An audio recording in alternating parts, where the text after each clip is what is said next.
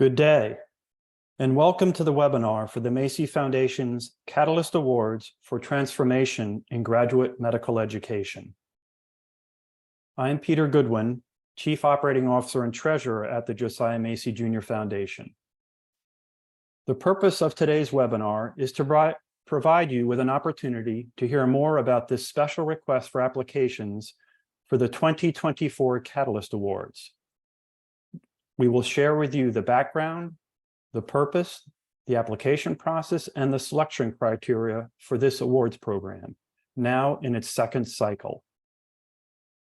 Before we get started, a few housekeeping items. This session today is being recorded. You will be able to view the slides and listen to the presentation, as well as the Q&A portion of the webinar on the Foundation's website, www.macyfoundation.org, within the next week. We currently have closed captioning for the webinar. Please select Show Captioning from your Zoom screen. The Q&A function on your Zoom screen is active and will be throughout the webinar.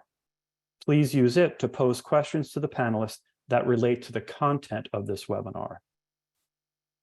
And the chat function is enabled as well. You will be chatting with all attendees and panelists. Please feel free to use it to share information or to comment on responses to questions. The chat will not be monitored for questions. Use the Q&A function for that purpose.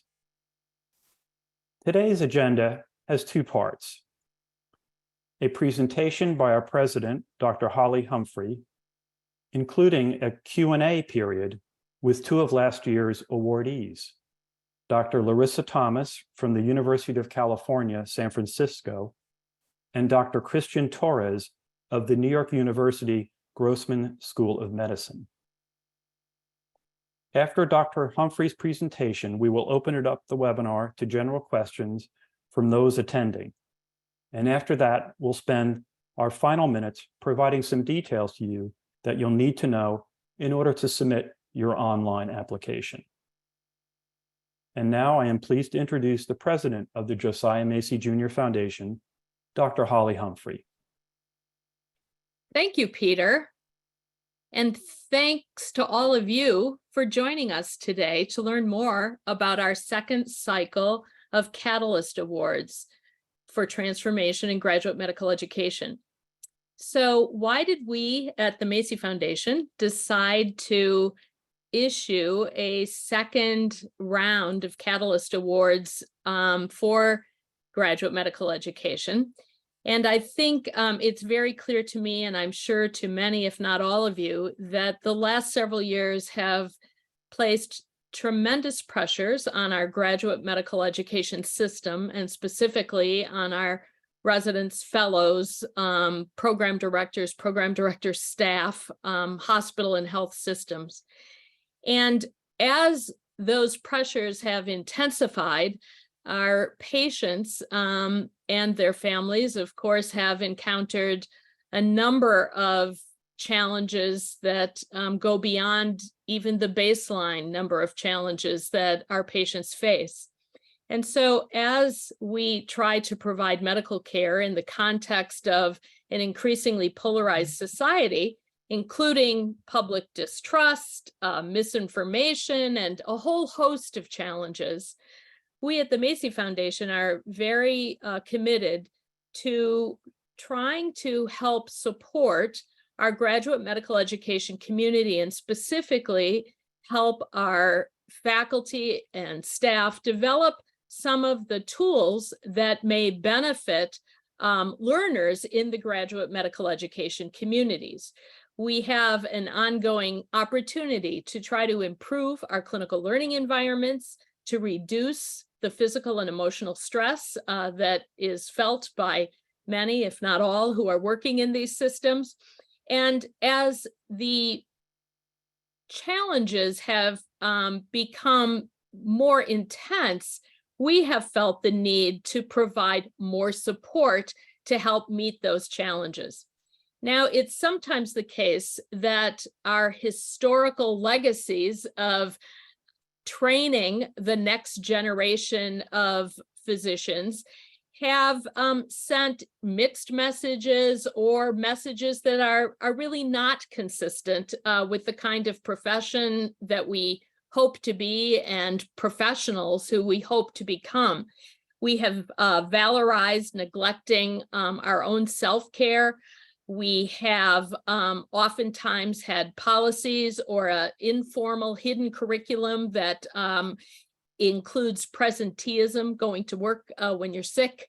And we continue to struggle with trying to find the optimal balance between service and education. And so obviously there's not a single way to address all of these challenges, but we know that you who are working each day in our graduate medical education communities and programs have ideas. And if you had the opportunity for some additional support, your ideas may in fact help us address some of these issues and challenges, and may in fact become elements for programs that could be disseminated across the country and adopted by other institutions as well. And so that's a little bit of the background for how the Macy Foundation came to be interested in supporting graduate medical education. And with that background, in our first cycle of Catalyst Awards, we had the opportunity to review a large number of proposals. And even though it was not our intent, it turned out that we had a natural coalescence among proposals that all seemed to focus on a theme that allowed us the opportunity to potentially create a community of practice. And so we ended up funding 7 projects that were focused on a theme of mistreatment in our clinical learning environments, such that the project selected had the theme of addressing microaggressions, addressing bias and discrimination by using a large variety of different educational interventions to try to address some of those challenges. So let me say just a word about the 7 projects that we funded. So at the NYU Grossman School of Medicine, their project is When Patients Discriminate, a trainee-driven co-created simulation curriculum to address discrimination by patients. And you're going to have a chance to hear more about that program because one of our panelists today is actually the principal investigator for that particular project. And likewise, a second project that we funded is Peer Support Ambassadors, a program to advance a supportive and inclusive clinical learning environment at the University of California, San Francisco School of Medicine. And you'll also have a chance to hear more about that program. The other programs that were funded include one at the University of Wisconsin School of Medicine on simulation-based microaggressions training for residents and faculty. Another project at the Northwell Health Feinstein Institute for Medical Research, Simulation versus Rise Up, Microaggression Response Training in Emergency Medicine. Another project, Improving the Culture of Safety Concerning Mistreatment, a curriculum for addressing patient-initiated harassment, discrimination, and microaggressions from the University of Michigan's Medical School. And then finally, from the Yale School of Medicine, Clinical Learning Environment Optimizing Uptake Training, and the Civility Champions Project from Duke University. So as I mentioned, those funded projects all seem to coalesce around a certain theme. That is not a requirement. That was an unexpected happenstance. But as I've already mentioned, there are a myriad of challenges and opportunities that you know best, because as you manage your programs day to day, you know where the opportunities and challenges exist and where there's opportunity for improvement. So let me turn to the panelists who we've invited to be with us today and hear a little bit more about their projects as a way to give you some ideas and support to get started. So as already mentioned, Dr. Larissa Thomas is Professor of Clinical Medicine and Director of Wellbeing for Graduate Medical Education at UCSF. And Dr. Christian Torres is a Clinical Assistant Professor of Medicine at the NYU Grossman School of Medicine and Director of the Department of Internal Medicine Organization for Nurturing Diversity Program. So Dr. Thomas and Dr. Torres, thank you so much for being with us today. I know that our colleagues across the country are really eager to hear from you. So I would like to begin by asking you to say just a little bit at a high level about the project that the Macy Foundation is funding. So Larissa, let's start with you. Hi, thanks for having me. We have a project that is supporting residents to be peer support ambassadors for graduate medical education. And we've had some peer support in our institution, but the goal of this project was really to revise our curriculum to provide more of an anti-oppression lens to peer support and incorporate elements of trauma-informed care, and then to fund 10 residents selected through a competitive process to be peer support ambassadors for a year-long project with intensive training, followed by being deployed out to their programs and across GME, both as ambassadors for the resources that we have within GME, but also to be available to their colleagues to support them. Wow, thank you for that, Larissa. Let's hear from you, Christian, about your project. Thank you, Dr. Humphrey. So our project is actually an outgrowth and an evolution of a workshop that we've been doing for several years now in our internal medicine residency program, focused on teaching our residents how to be upstanders when they see discrimination and bias by patients in our learning environments. And so this workshop provided residents with guidance and framework for how to respond to incidents of bias and discrimination, and then had them work through cases that actually came from real life incidents at our own institution where residents had encountered that discrimination. In this project, what we're doing is two things really. One, we are building out those cases that we used in the workshop into actual simulations, into OSCE cases that can be utilized within our program and across the institution. And we're also collaborating across GME at our institution with other specialties to develop similar incidents, similar cases, and similar OSCEs that can be utilized by other programs, including those here at NYU and hopefully across the country. Wow, that's terrific. How did you come up with the idea for that project, Christian? So as I mentioned, this was a workshop we've been doing for several years now in the internal medicine residency program. And we had for the past few years, at least, this component of using real life cases from some of our internal medicine residents. We found that when we added those real life cases to our workshop, it took it to a whole new level in which people really took these incidents of bias seriously, in which they learned how to practice language and practice what they would say when they encountered these. And so when we were conducting this workshop, many times people asked us from other specialties if we could present to them as well. And so myself and some of my project collaborators did that. But we noticed that it wasn't always reaching the same point of intention that we had with our internal medicine residents. And so with this Macy grant, really, we had an opportunity to expand it, develop cases within other specialties. And so we have taken this opportunity to do that. Oh, that's terrific. And Larissa, I'm wondering if you'd be willing to share how you gained institutional support for your peer ambassadors, because it sounds like that's a potentially really heavy lift. Yeah, I think a couple of things. My role as the Director of Wellbeing for UCSF GME positioned me to be able to get feedback around the types of initiatives people were interested in exploring. And so we had heard from our GME Wellbeing Committee that an expansion of peer support with this lens was very important for the learning environment. And I was able to take that back to our DIO in garnering support for applying for a grant to expand that project. Additionally, my co-investigator, Kendra Moore, had successful implementation of a pilot within one of the larger residency programs, showing that residents are interested and capable of doing peer support. So we had a proof of concept that helped to underlie the justification for expanding this. And then finally, we at UCSF have a really supportive and robust diversity, equity, inclusion, and anti-racism initiative, including the Anti-Oppression Curricular Initiative at UCSF.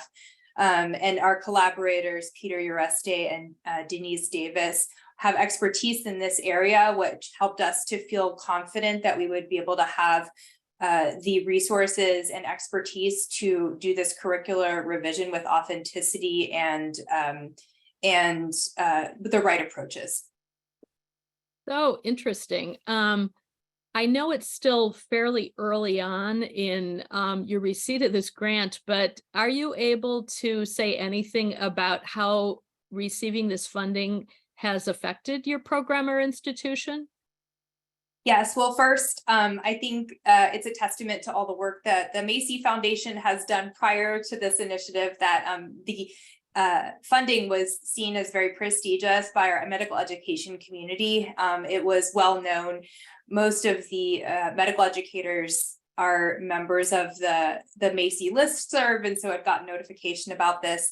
And I think what was really helpful is it elevates well-being work and equity work as equally important to other initiatives in medical education and worthy of funding. And that really does a lot to garner additional support and interest. We also wanted to ensure that we could recruit a diverse cohort of residents, and heard in our application process that it was really important that this work did not go unfunded, particularly since those who are from historically excluded groups are often expected to be representatives for free of their group without compensation. So in addition to being able to support that work, it also elevates the value and the prestige of this work by being able to provide a stipend to our resident peer supporters. And we actually had a tremendous response to the application. I don't think it was due to the funding alone, but I think that it allowed us to really advertise this program as important to the university and prestigious. And then finally, it garnered momentum for us to apply for internal institutional funding to extend the project to allow us to do it for a little bit longer and expand the evaluation component to look more at some of our outcomes. Gosh, so many important points in your answer just now.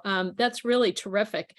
I'm wondering, Christian, if you similarly at this fairly early point, although your work was to some extent going on before this grant, but how would you say the funding has affected your particular project, your program, your institution? So similarly, I think this funding has really, in a way, expanded awareness of not just our project, but also this topic within our institution. Of course, the Macy Foundation grant brought a lot of attention to the work that we're doing within internal medicine, and it really spotlighted for us what could be done in this area and how important it was. And so I've had many of my colleagues here at NYU reach out to me asking to get involved, wanting to participate, wanting to have their programs involved and their residents and fellows involved.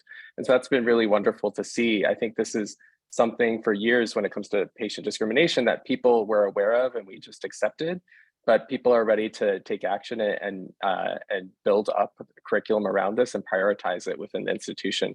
And that's something that we were starting to do within at least internal medicine and a few others. And now we're making a priority across NYU.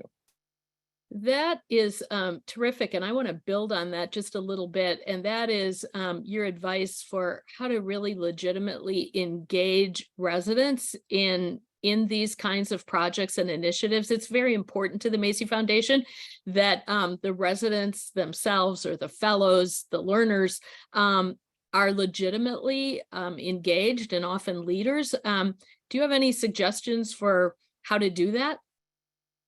Certainly. So I think there are two big things that I've taken away so far from this project. One is to really utilize the networks and groups that are already available in your institution.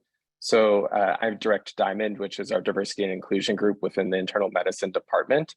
And so within Diamond, we have a group of residents who compose our resident board. and really have been involved in this workshop before even the Macy grant to provide real life stories of bias and discrimination that they experienced. And that's what we were utilizing in the workshop before, and what we're going to continue to do now with this OSCE case building.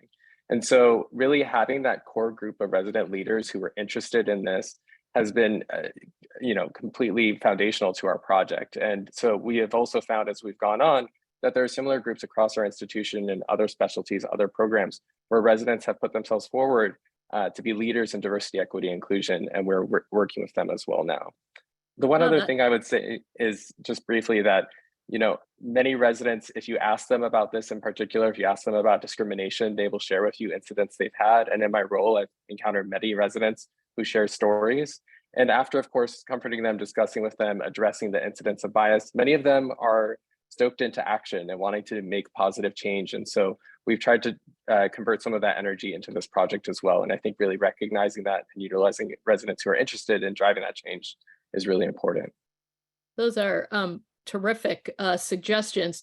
So I know that those who are participating in listening to today's webinar are likely very interested to hear some tips, some advice for how to plan a program and implement a successful one-year project. Do you have any tips or advice for them, Larissa? Yeah, first I will say much empathy, because it is hard to figure out exactly what the right scope is for a one-year project in GME.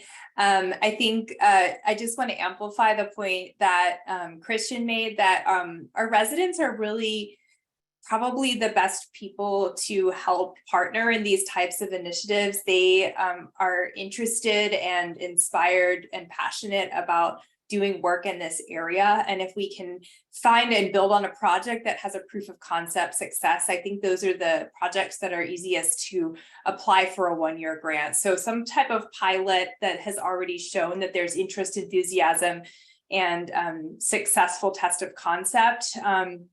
I think one thing that I thought about a lot was what can actually be reasonably evaluated within the scope of a one-year project that included a need to revamp our curriculum to meet the aims of our project. So thinking about both curricular evaluation in addition to program evaluation, and then for program evaluation, thinking about interim process measures that you can look at, such as the social network you've reached, or the number of people and workshops you've trained, the number of contacts. Some of these might be more realistic for a shorter term evaluation. In well-being, I'm always asked to measure changes in burnout, and I deliberately did not put that as an outcome for this grant, because it's truly impossible, to attribute that in a quasi-experimental situation to this intervention. But also it just takes a lot of different interventions to affect burnout. And so even though that's sort of the gold standard measure of success and well-being, thinking a step backward on what are the processes that ultimately will lead to burnout reduction and culture change. That's, I think, very helpful. Thank you, Larissa. Christian, do you have advice, tips for this same question about how to do this in a one-year time frame? Sure, it's a great question. I think for me, a really important thing here is I've mentioned the resident energy that we're trying to capture from before. And I think we have to remember that they're still residents and they still have very busy schedules. And especially a year for us is very different from the year of a resident. And so being mindful of that, paying attention to the rhythms of the academic year and opportunities, and specifically times in which you can engage them in the process of collaboration, is really important. Likewise, I think it's important to take the long view in terms of incorporating curriculum. So for example, with our project, we've been looking to collaborate with other specialties and programs. And as I found over time, and I've been working out with others, oftentimes that curriculum is set up pretty early on in the academic year. And so figuring out opportunities, whether it's just adding an extra component to OSCEs that may already be in process, or adding an extracurricular workshop, things like that, into a program's curriculum are really important. And approaching your colleagues in other departments and specialties early on is really important. That's terrific. Well, listen, I want to go on and say a few words about the application process and purpose itself. And then I want to come back to you, Larissa and Christian, because we are saving time at the end of this presentation to take questions from our audience. And I want to be able to turn to you to help answer those questions. So thank you for those responses, and hold tight because I'm going to come back to you momentarily.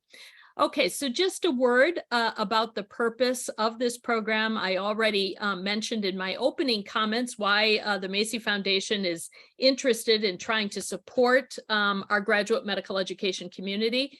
And that goes without saying that we're looking to try to help catalyze some transformation in the clinical learning environment and to implement innovative strategies that will equip the residents and fellows with tools, skills, and strategies to flourish in their clinical learning environment.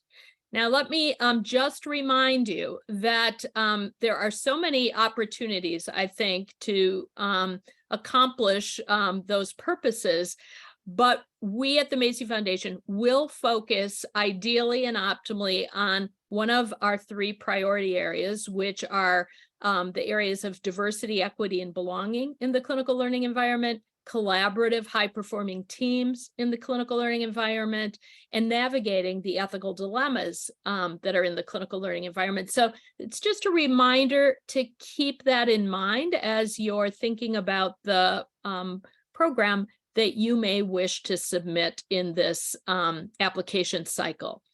We have authorization from the board of directors at the Macy Foundation to fund up to 6 projects to receive a grant up to a $50,000 one-year award.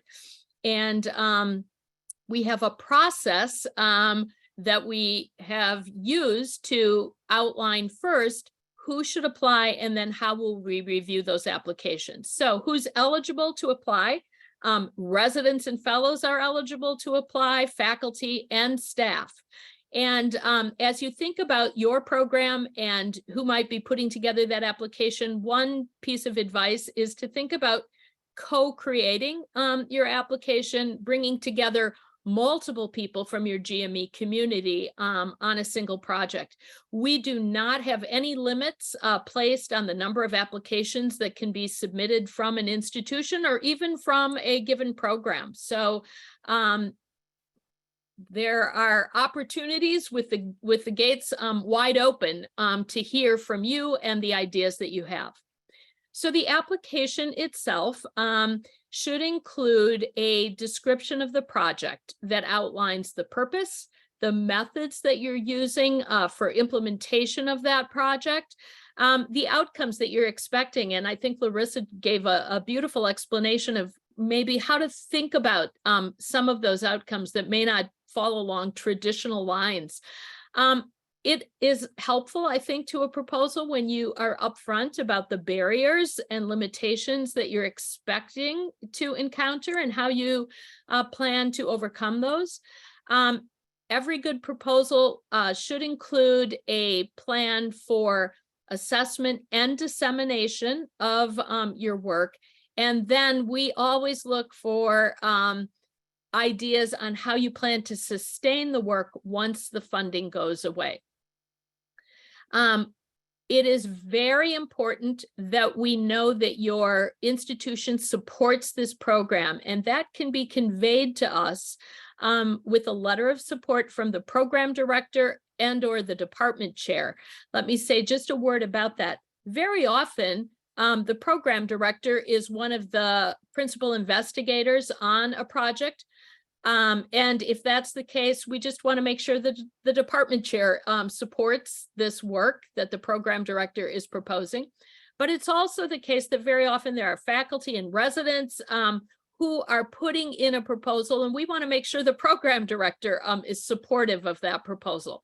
So sometimes the letter of support comes from one individual, like a program director or department chair, and sometimes the letter of support comes from both of them together. We do not have a preference. It just makes sense with however it fits best with your particular project.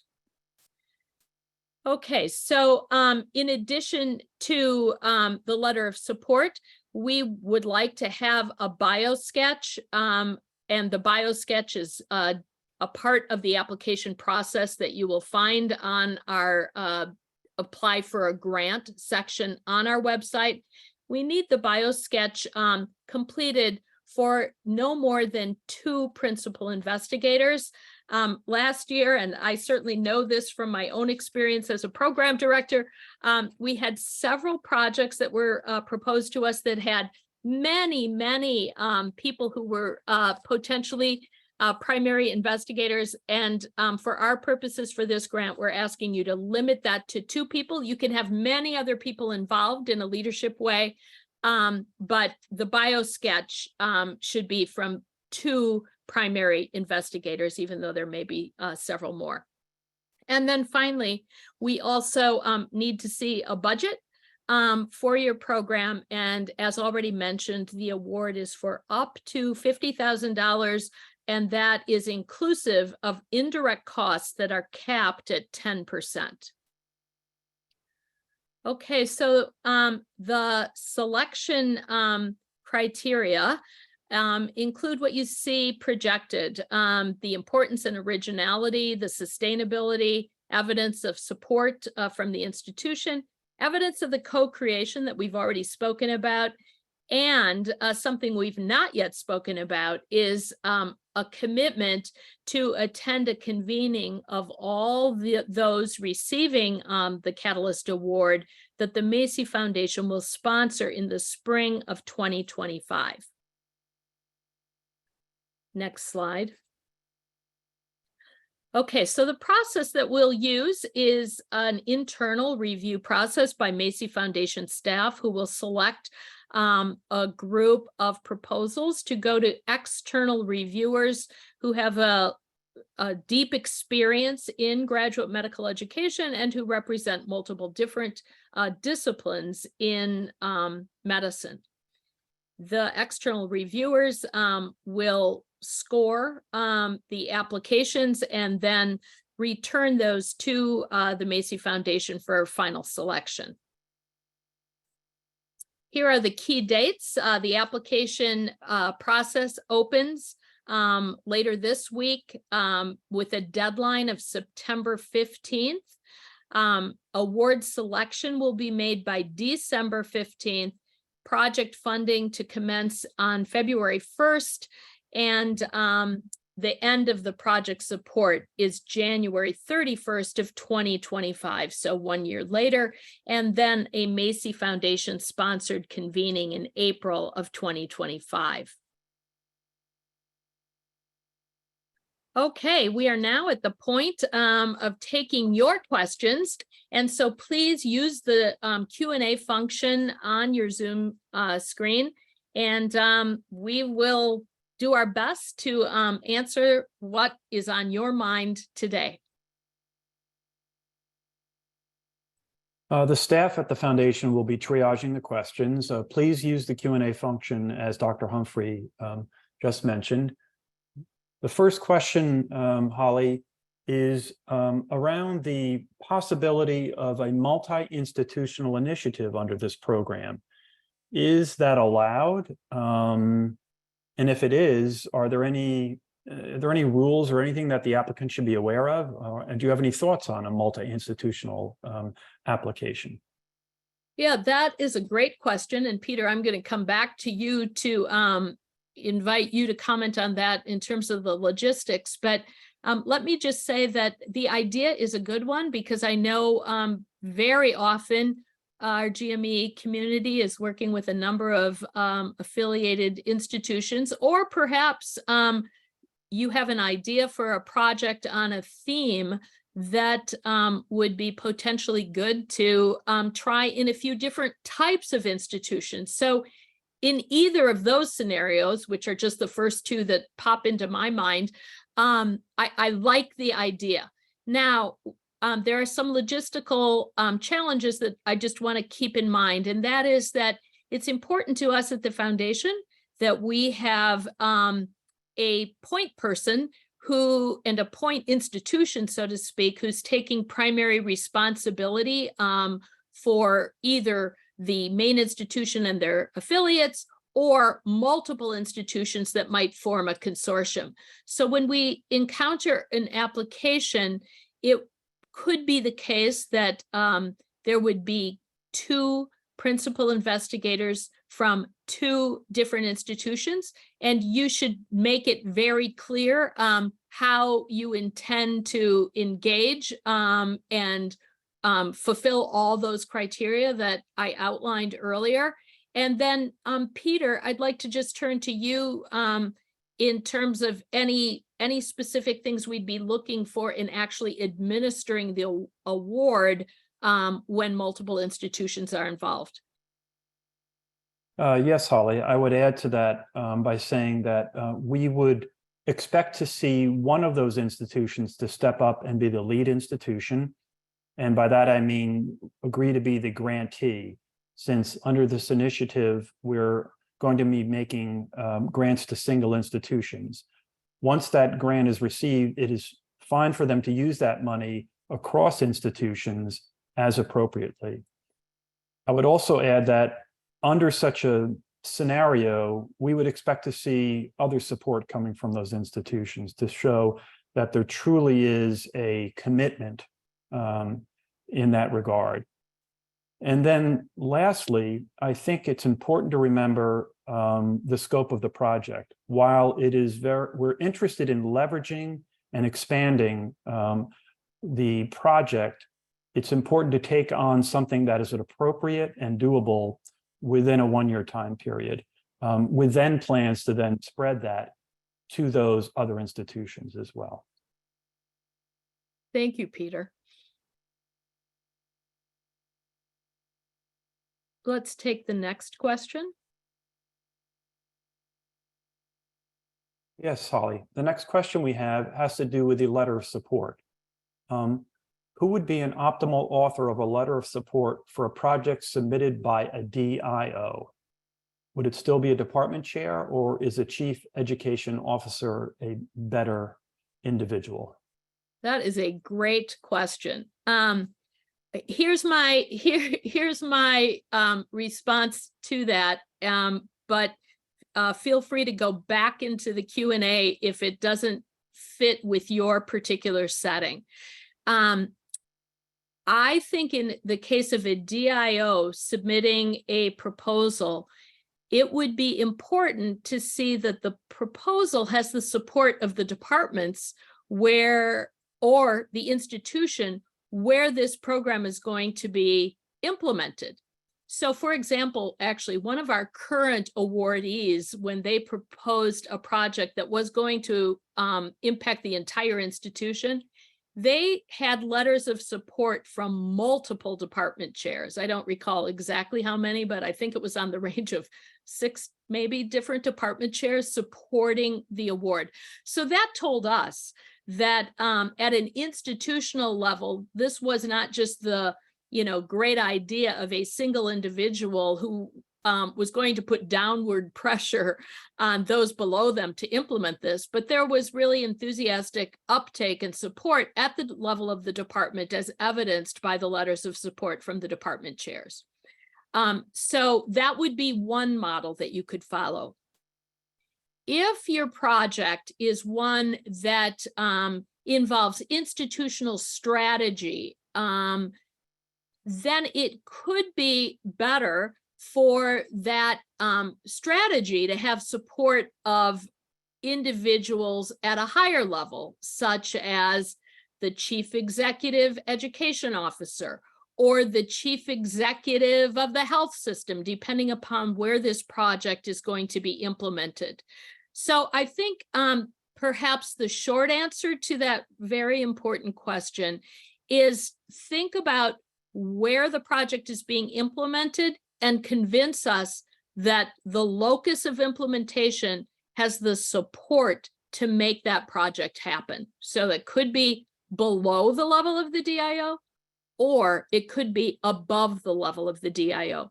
And perhaps in some cases it would be both, the executive above the DIO as well as programs or departments overseen by the DIO. Thank you. This next question is from a potential applicant who wants to know if they applied last year in the first round, were not successful in being selected as one of the 7, are they permitted to apply again with perhaps a revamped application? Absolutely, yes. It is not uncommon for us to see repeat applications in a large number of the awards that we give. And so I would encourage you, if you applied last year and were not selected, to go ahead and revamp your education, your proposal and submit it again. I would strongly encourage you to make sure that you have reviewed our website and specifically aligned the project with our funding priorities. Sometimes we see projects submitted that are more priority adjacent than priority aligned. So what I mean by that is our board and our foundation is really committed to a strategic plan that focuses on the 3 priorities that are outlined on our website and that I mentioned earlier. And if it turns out that your program and your work is aligned with those, that will enhance the likelihood of funding. Thank you. The next question is, would it be acceptable that while the proposal starts at the GME level, it then engages and extends to the UME level as well? Absolutely, yes. I am a strong proponent of the continuum of medical education. And while we don't have any official bonus points for that kind of a project, I can tell you internally, I would give some extra added attention to that kind of a project because of the continuum with which I strongly believe. Thank you. This next question is getting at whether or not the project proposal can be interprofessional in nature. To say that it's focused on the GME learning environment, but it would also involve other disciplines such as nursing to join them as colleagues in the proposal. Would that be acceptable? Not only would that be acceptable, but that would officially get you extra points because it is potentially very tightly aligned with our priority area of collaboration and high-performing teams, with which nursing and our nursing colleagues are fundamentally important to the collaborative high-performing teams. So, and it's not limited to nursing and physicians. There are many members of that team, but yes, the answer is that would be very appropriate, and we'd be excited to receive that proposal.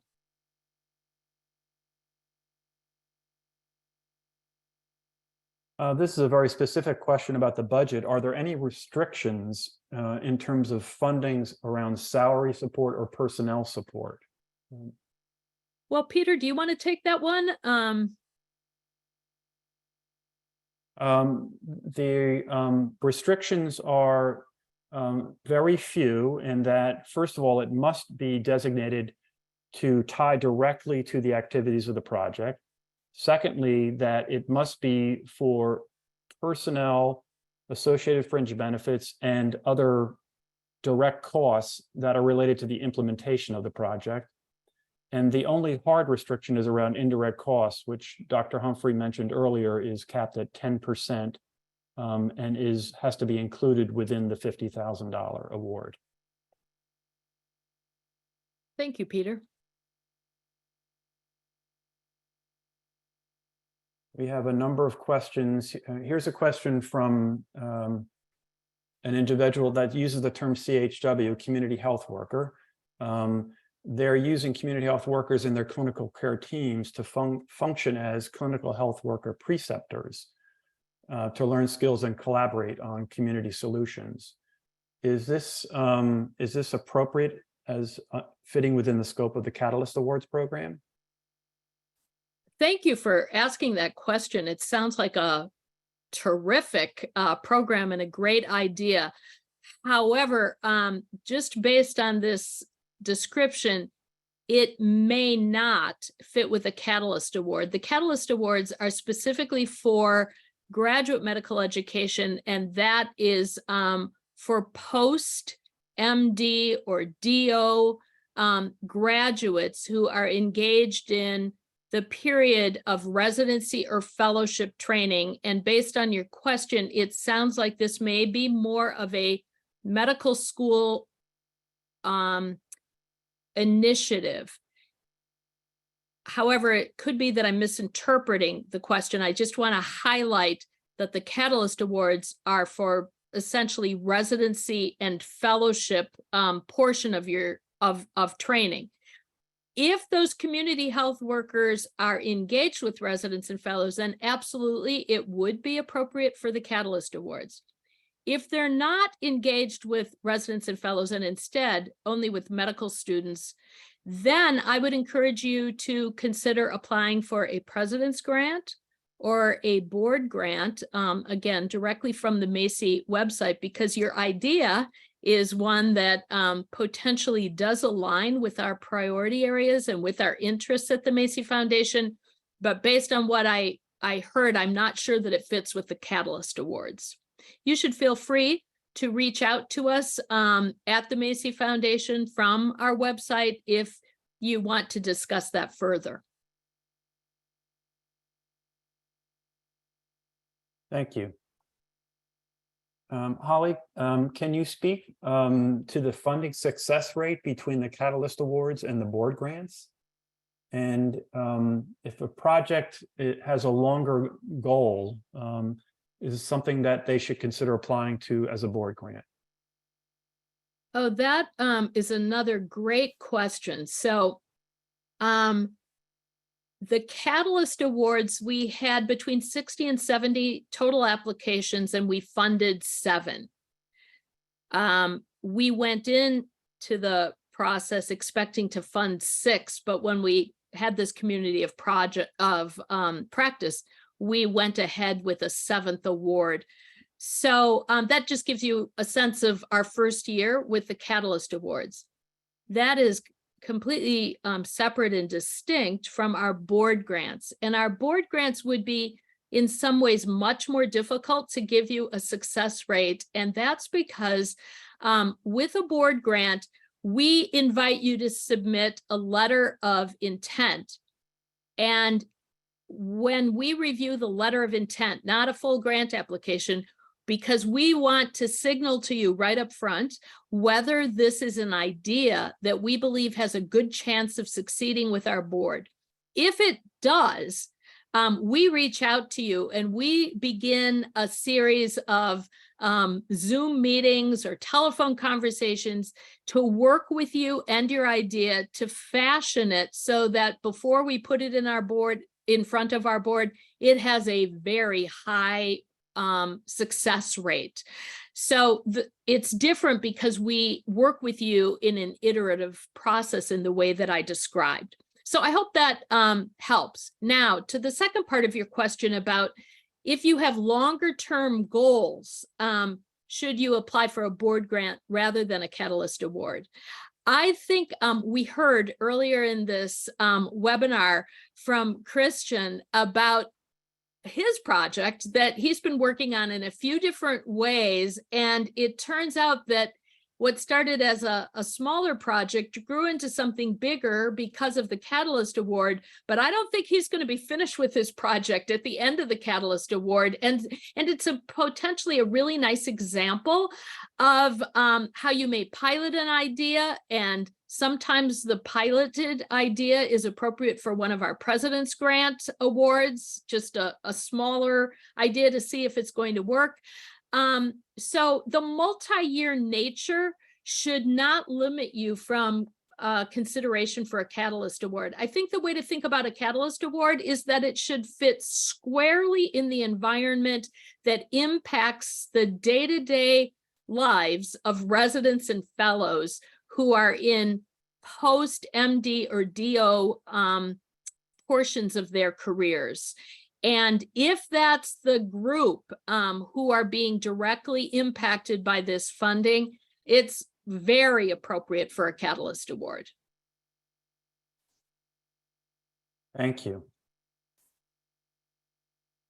Under the second cycle of the Catalyst Awards program, Holly, do you expect that there will be any midpoint check-ins or periodic check-ins with the Macy Foundation? Yes, so what we have done in the first year is we had a kickoff with all 7 of the grantees to share their experience and get to know one another, so to speak. And as you already heard, we're having a convening at the end of the year to hopefully hear the results of a project that hopefully the community of practice grantees will learn from one another. Now, the midpoint experience is something that you heard a little bit about from our grantees during the call today. And I think you get a sense, and I certainly have that sense, that that year passes very quickly. So yes, we have the opportunity to share those experiences at the midpoint of the year. And we're going to learn from this first round of grantees what is most helpful to them, and we'll adjust the program accordingly based on their feedback. Thank you. We have several questions that are asking about clarification of indirect costs. And I'll answer that, Holly. Thank you. So indirect costs are what your institution would traditionally call overhead. We consider those costs that are not directly attributable or allocable to the actual project. And these typically include office space. If you have a central computing center that allocates charges there, grant administration would also be considered an indirect cost. And those are just those examples. But the key thing is they're not costs that are directly attributable to the grant, like a person's time and fringe benefits, or travel, or the purchase of publications, or paying stipends, which are directly attributable to a grant, as examples.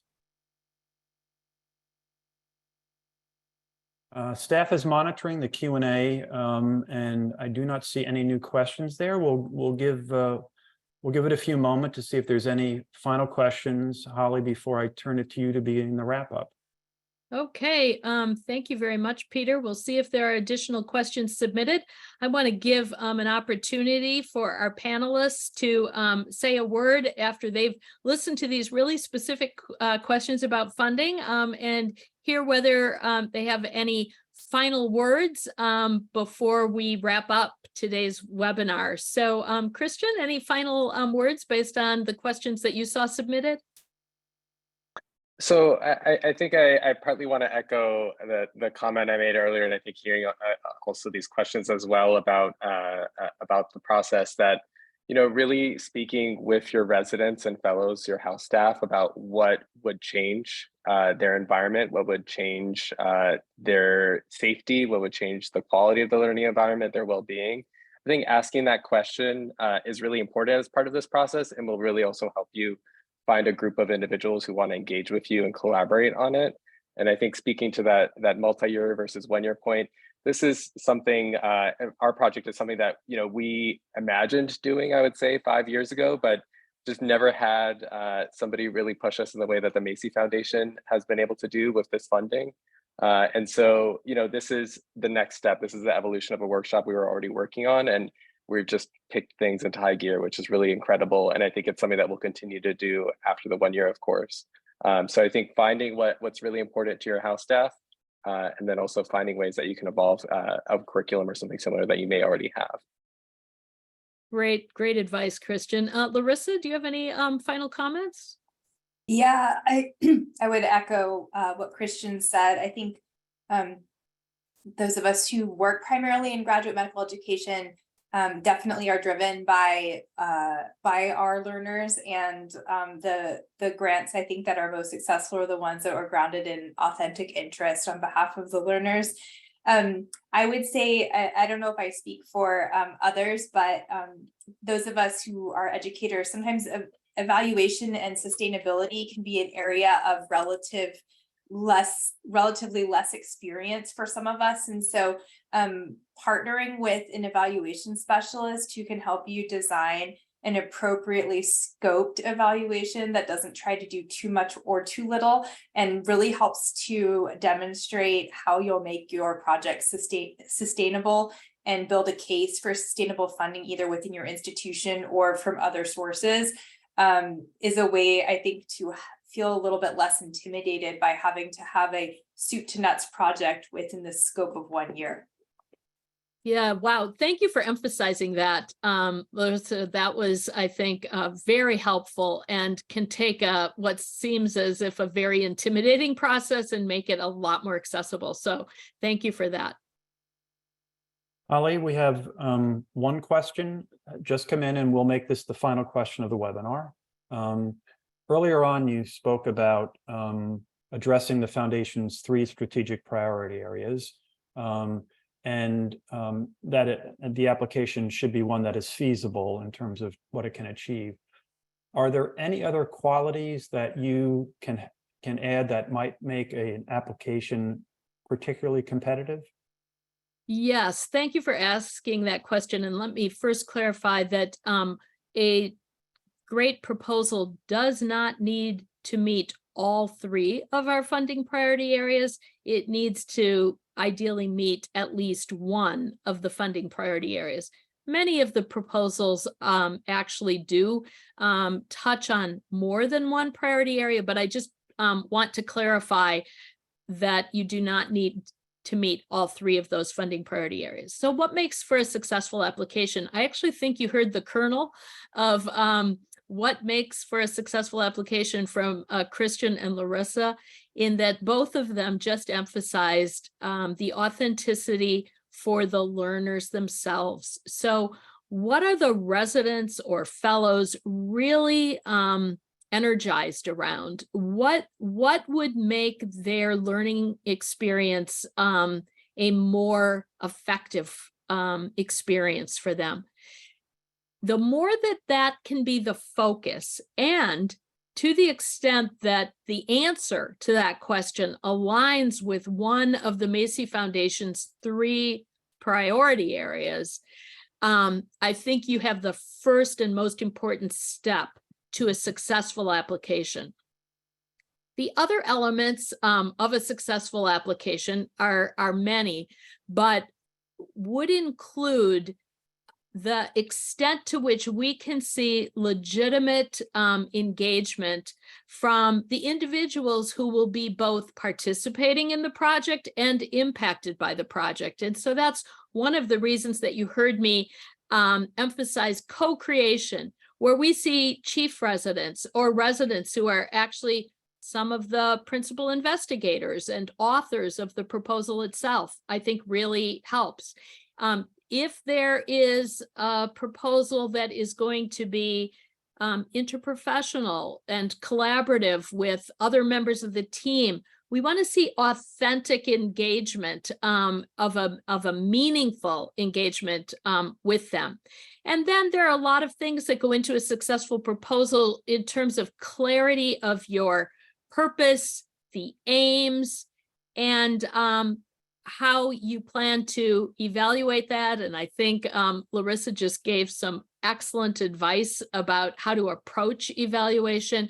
And then what is your plan for disseminating? Because the Macy Foundation is interested not only in your great idea for your institution, but taking your great idea for your institution and sharing it with the world, or at least with other programs who may be facing similar kinds of challenges and would like to implement what you've developed.